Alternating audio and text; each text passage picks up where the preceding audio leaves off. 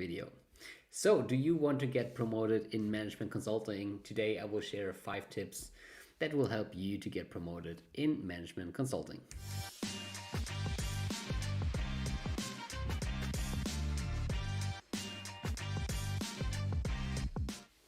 Hi everyone, my name is Johannes Niari and welcome to this channel. Welcome to Mastering Consulting. And on this channel, I want to help you to learn the necessary skills that will help you to have a successful career in management consulting. But on the other hand, I also want to help you to live a healthy and well-balanced life, because always remember, work is not the only thing in life. So try to enjoy your private life. And today we have a great topic. We will talk about how to get promoted in management consulting. And this topic should be relevant for everyone who already is in management consulting or who wants to become a management consultant, because obviously we are all interested in getting promoted and in making a great career. And if you're new to the channel, then please make sure that you subscribe and also hit the bell. And if you have any questions, as always, write in the comments. So let's start with the topic. So how do you get promoted in management consulting? And as a start, let me share a backstory with you. So when I started working in management consulting, I kind of was very focused on getting promoted, because I had a goal when I joined the consulting industry, that I want to be one of the fastest promoted people in my company. And 3 years later, I can tell you it actually worked. So I got on the promotion fast track of my company, and I was one of the people with like a record promotion time. And many people in my work, but also on Instagram and on YouTube, ask me if I can share my promotion tips or hacks. And this is what I want to do today. I will talk about the things that helped me throughout the last 3 years to kind of getting promoted quickly. And these are things that I applied in the real world, and I want to share the tips with you. Okay, so let's start. I will share 5 tips. So what is tip number 1? Tip number 1 is obviously, and this is the very, very first step, and it's very important, is that you get familiar with the rules of promotion at your company. So what do I mean by that? The thing is, or the point is, that every company has its own rules and its own criteria on which they kind of base promotions, okay? So in general, I will talk about that in a second. The criteria across the companies are quite similar, but nevertheless, for each consultancy, the criteria can differ, and you have to figure out, and this is step number 1, as you start working for the firm, that you figure out what you need to do in order to get promoted, okay? So in most management consultancies, they have a kind of criteria catalog. So these are just 10 or 15 categories where you are rated, and you have to make sure that you know from the very, very beginning what those criteria are, okay? So otherwise you cannot adjust your behavior to meet those criteria. So this is step number 1, and this is where I see many people already failing. Make sure that you know what categories there are and what categories there are that are important for your promotion, okay? So this is step number 1. Get familiar with the promotion rules, criteria, and the promotion system. The second tip that I can give to you is that you demonstrate your hard skills. And we just talked about all the criteria. And I mean, as I said, between the consultancies, those criteria might differ. But nevertheless, there are always 2 buckets of skill sets that you have to show as a management consultant. There are the hard skills and there are the soft skills. So let me talk first about the hard skills. So in every criteria catalog for promotions, there's a category about hard skills, okay? Sometimes it's hidden, sometimes it's very obviously. But there is always a category for that. So what does this include? So this highly depends on your level, and that's why I cannot say, I mean, look for that skill or for that skill, but I can give you an overview, okay? Hard skills means on a associate level or consulting level, so more on a junior level. This obviously means that you are able to work with the tools like Excel, PowerPoint, that you're able to do good presentations, that you're able to do analysis, and that you are able to work out business models, all the technical stuff. Okay, so working on deliverables. This is especially important if you want to be promoted at the very, very beginning. Then if you proceed, so if you become a project manager, then it becomes more important to become a kind of problem solver. Okay, so this means that your hard skill is not anymore to build like slides, build the models. If you're a project manager, it's more about problem solving and managing projects. Okay, because this is the kind of hard skill that you need on the level of a manager, so project manager. And then if you proceed to a vice president or to a partner finally, then it becomes more like so your hard skills, your most important ones, are more based on selling projects, managing large key accounts, stuff like that. Okay, so this is why your hard skills, they kind of change over your time. Okay, the hard skills that you need to get promoted change over time. As I said at the beginning, you kind of need strong, as I said, PowerPoint, Excel, business modeling, presentation building skills, and as you proceed, this changes. Okay, so this is tip number one: develop great hard skills. And obviously, tip number three is then that you develop great soft skills, and this is quite the opposite. So as I said, you need certain hard skills for sure, but on the other hand, on each level, you also need to demonstrate soft skills. And on a more junior level, this can be, for example, being good in organization, also being good in communication, so especially with your team, but also with the client if you're responsible for certain streams. So it's very important at the beginning, also as a junior consultant, that you work on those soft skills. As you proceed, for example, if you become a project manager, then your soft skills are more like leadership, people's management, stakeholder management. This is very important. And and the more senior you get, so if you go to the direction of a partner, then it's more like a company, so strategic development of the company, really contributing to the bigger picture of your firm. And this also changes over time. Okay, so this is the third tip that I give to you. It's to develop great soft skills. And then tip number four is that you are visible. So what do I mean by that? I mean, let's say, for example, that you have great hard skills and great soft skills.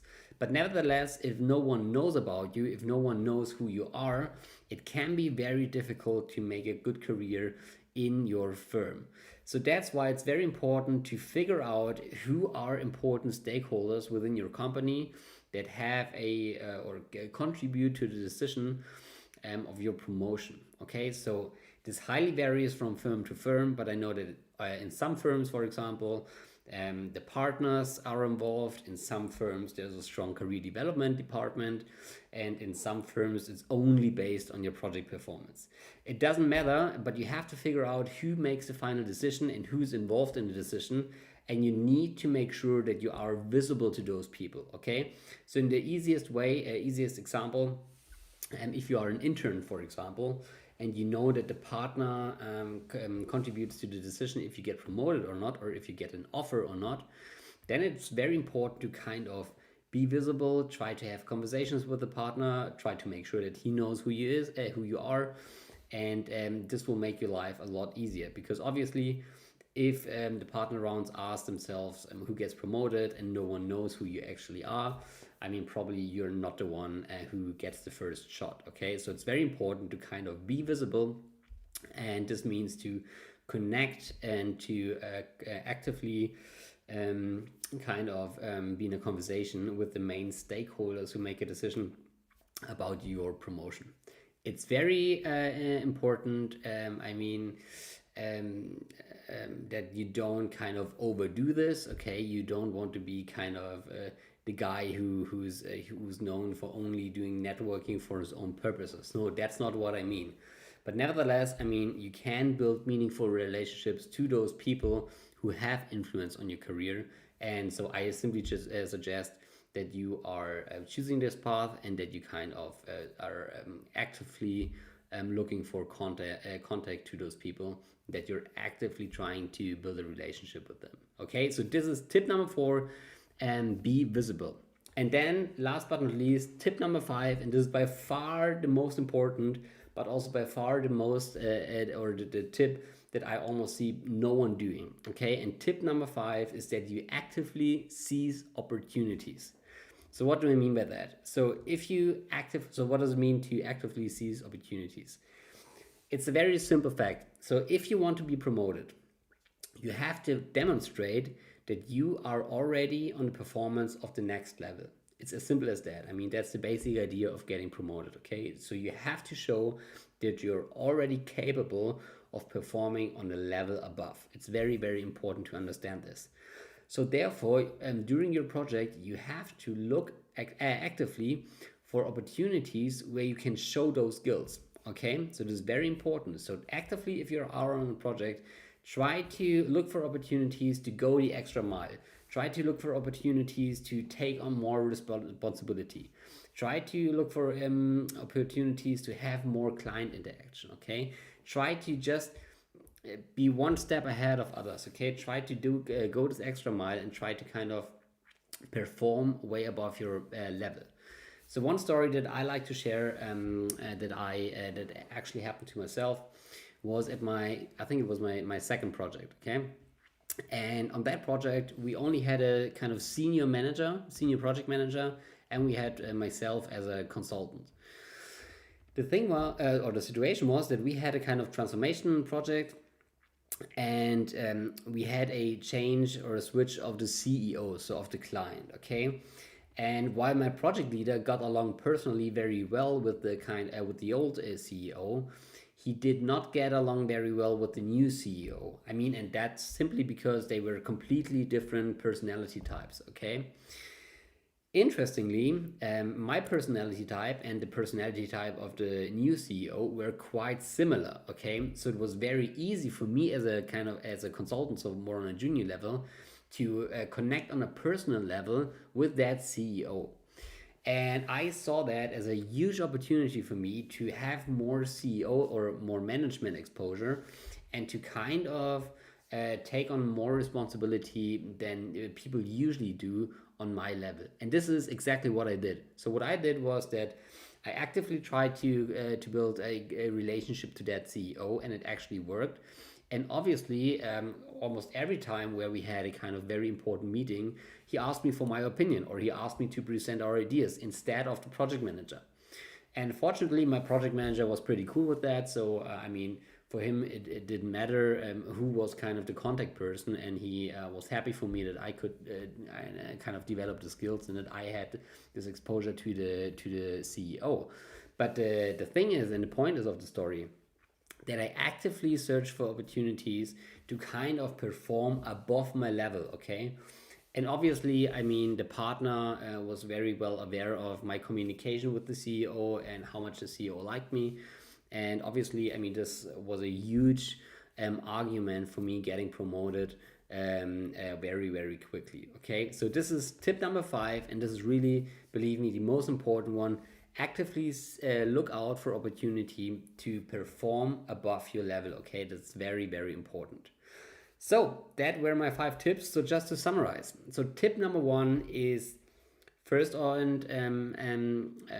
so my tip number 1, is that you first make sure that you know the rules about how promotions are working at your firm, okay? So know kind of what criteria you have to fulfill, know who's involved in the discussion of your promotion. So make sure that you know that facts upfront from the very, very beginning. Tip number 2 that I can give you is that you develop the necessary hard skills.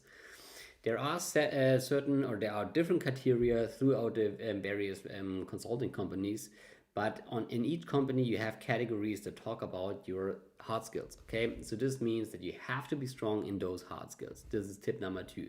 Tip number 3 is that you develop very strong soft skills, okay? So as you have to demonstrate hard skills, and as in every evaluation form, and there are hard skills included, it's the same with the soft skills, okay? So this might be organization, communication, leadership, and so on. So develop, third, very strong soft skills. Tip number 4 is that you kind of are visible, that you show yourself, that you promote yourself also within the company so that people know who you are. And tip number 5, and this is by far the most important one, make sure that you seize opportunities to perform above your level. So that's it. These are my 5 tips. So if you have any questions now, then please write them down in the chat. I will stop the video here for YouTube, and then I will go through all the questions. So with that being said, it was a lot of fun for me. Hope you enjoyed it. If you're on YouTube and watch this video on YouTube, then please make sure that you subscribe to this channel to miss not any videos about your career development in management consulting. And to my friends on Instagram, you probably know, just follow my account. Most of you certainly do. And I'm always happy to receive personal messages. So with that being said, thank you. I hope you have a great day, and goodbye.